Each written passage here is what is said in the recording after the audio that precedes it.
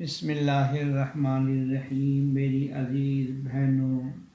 بیٹیوں اور بھائیوں، میں خواتین کے حقوق بیان کر رہا ہوں۔ آج حدیث نمبر 32 اب سنانے لگا ہوں، جس میں نبی اکرم سرور دو عالم صلی اللہ علیہ وسلم نے فرمایا،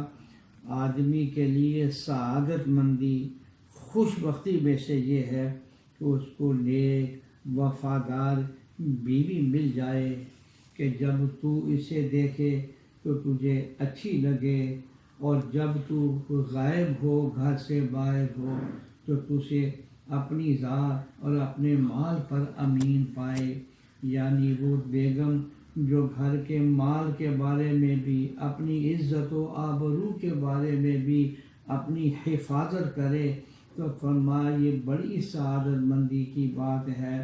یہ جو قرآن کریم کی دعا ربنا آتنا فی الدنیا حسنہ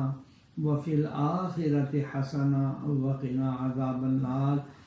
حضرت صلی اللہ علیہ وسلم کی 23 سالہ نبوت کی زندگی میں کثرت کے ساتھ یہی دعا مانگی گئی ہے۔ یہاں پر ربنا آتنا فی الدنیا حسنہ، یا اللہ مجھے دنیا میں حسنہ عطا فرما،